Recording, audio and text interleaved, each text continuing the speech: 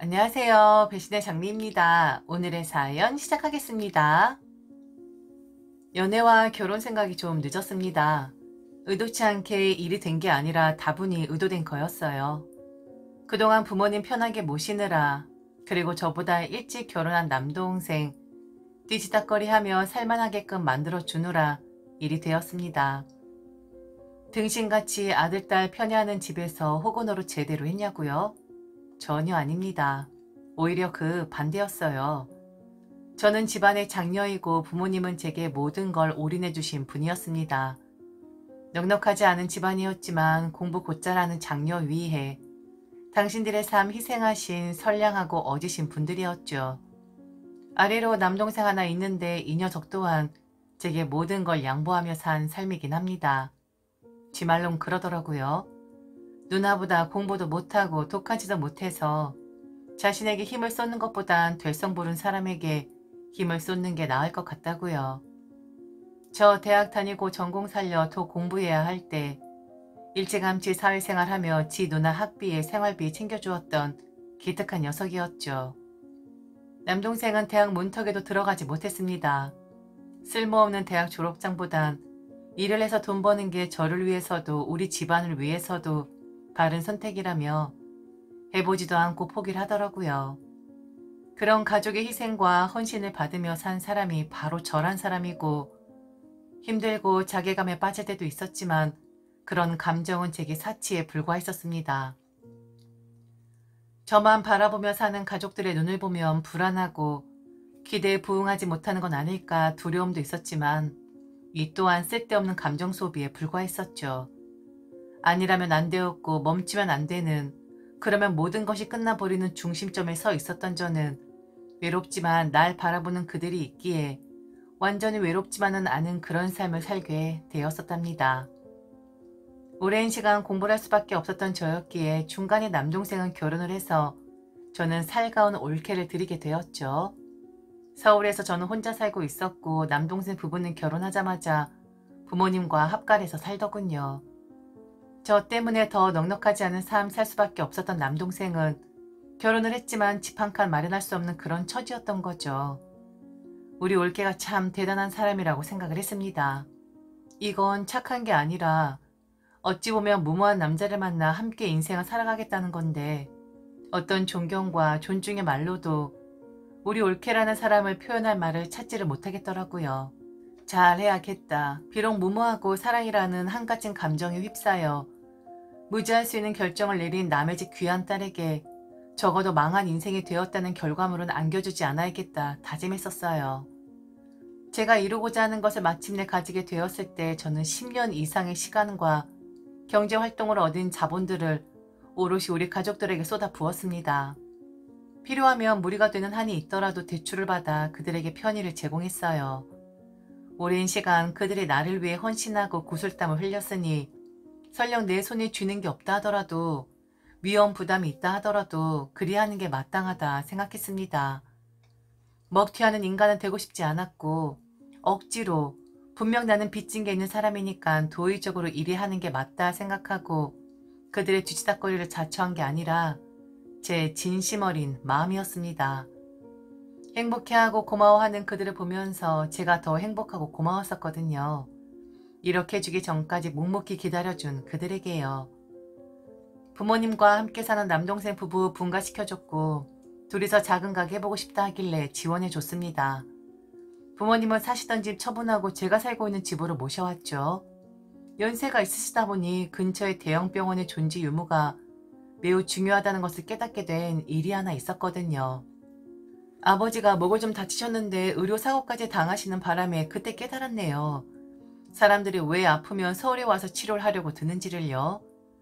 돈이 없었던 것도 아니었고 서울로 모시려고 했다면 충분히 모실 수 있는 입장이었는데도 안일하게 판단을 해서 바쁘다는 이유로 여기서도 충분히 치료가 가능하단 말을 믿고 방관을 했었는데 아버지 상황 최악으로 치닫고 나니 그제서야 정신을 차리고 서울로 모시게 된 거였습니다.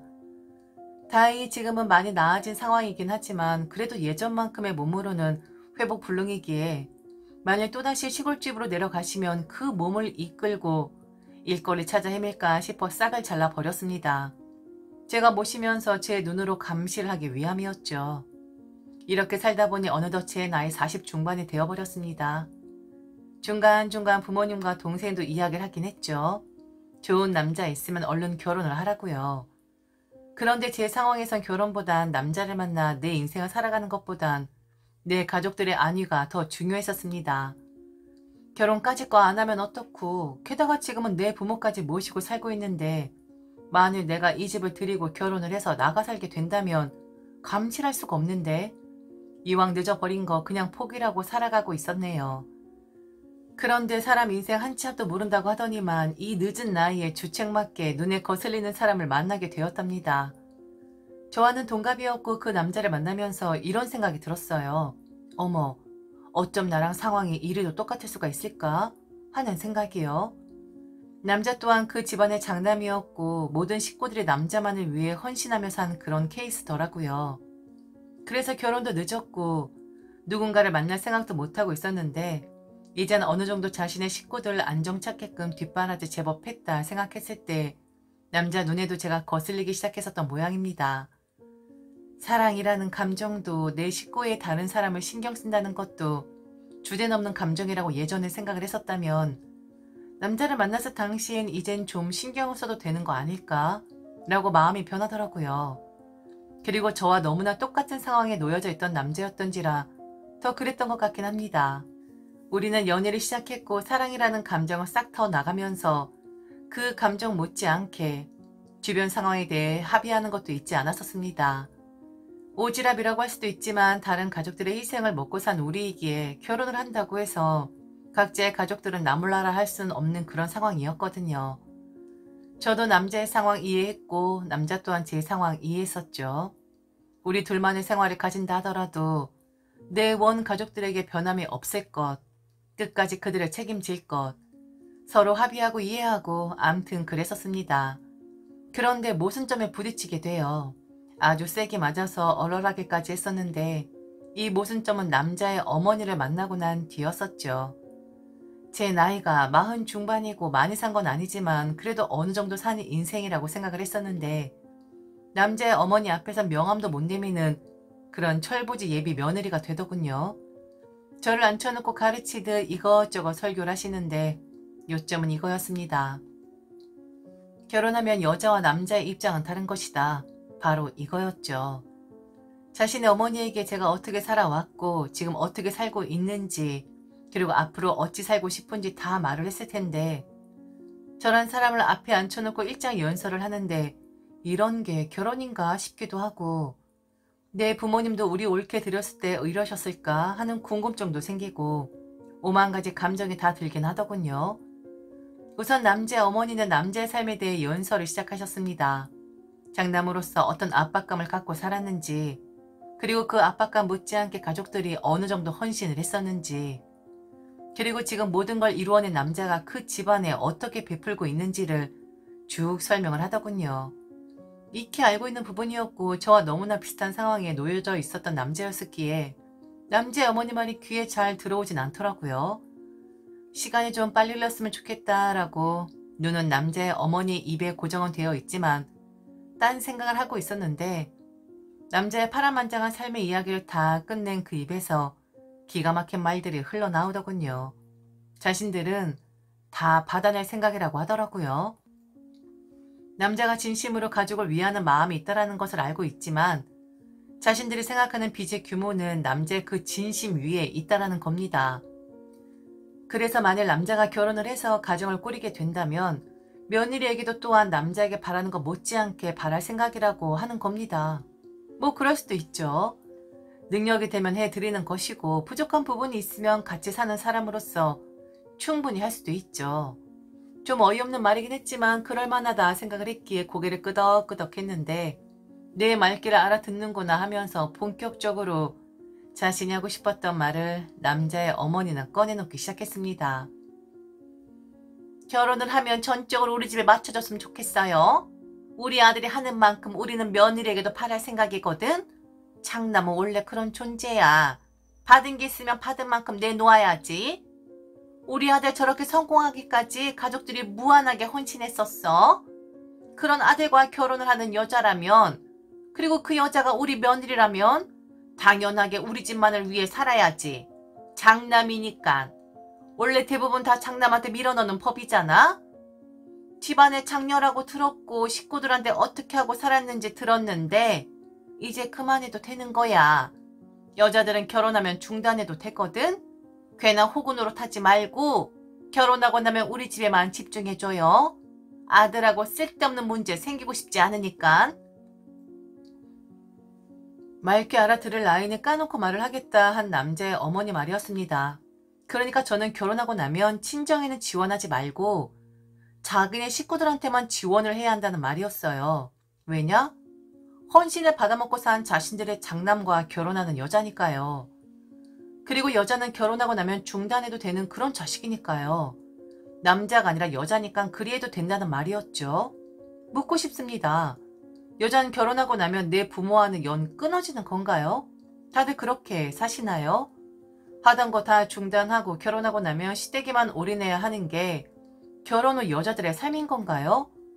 홍꾸녕 날 소리죠.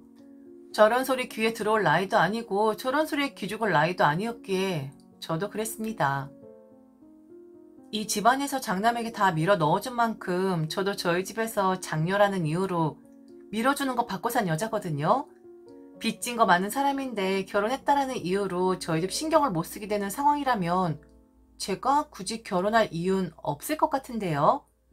어차피 나이도 먹을 만큼 먹었고 그냥 연애만 하던지 할게요. 연애하는 여자친구인 사람한테 우리 아들을 해주는 만큼 너도 내놓아라 하진 않을 테니, 그리고 이 집에서 장남이 중요한 만큼 저희 집에서도 장녀인 제 입지 아주 중요합니다. 아들이라고 해서 딸이라고 해서 다를 거 하나 없어요. 연애만 하겠습니다. 결혼 이야기는 못 들은 걸로 해주세요. 맑게 알아들으실 정도 되는 것 같아 저도 까놓고 말씀드리는 겁니다. 어머니. 남자와는 헤어질 수밖에 없었습니다. 원망하는 마음보단 빚진 게 있으니까 너는 이 정도면 되었다 생각을 할 수도 있지만 네가 그들의 삶을 살아본 게 아니니까 차이가 있을 수 있다. 그러니 네 가족이 그리 생각을 한다면 너는 그들의 판단에 따르는 것이 맞다라고 이야기를 해줬어요. 그런데 그건 네가 따라야 하는 거지 내가 따라야 하는 건 아니라고 했습니다. 내가 네 가족에게 빚진 건 아니니까.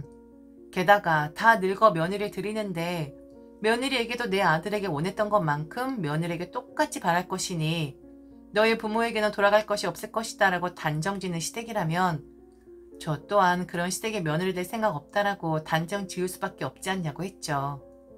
슬프다거나 하진 않습니다. 결혼을 하지 않아도 내 가정을 꾸리지 않아도 저는 충분히 행복했었거든요. 그리고 제가 더 행복한 이유가 뭔 줄 아십니까? 나의 식구들은 저런 마음을 먹고 있지 않더라는 거예요. 이젠 더 이상 제게 지원을 요구하지 않은 남동생, 이만큼 했으면 되었다고 하면서 내 인생을 살라고 하는 내 부모님, 그런 사람들이 제 옆에 있기에 저는 자발적으로 호구 노릇을 하며 내 진심이 헛되지 않더라는 것을 확인받으며 살아가고 있거든요. 행복한 호구, 이게 바로 저입니다. 지금까지 들어주셔서 진심으로 감사합니다. 이상 배신의 장미였습니다.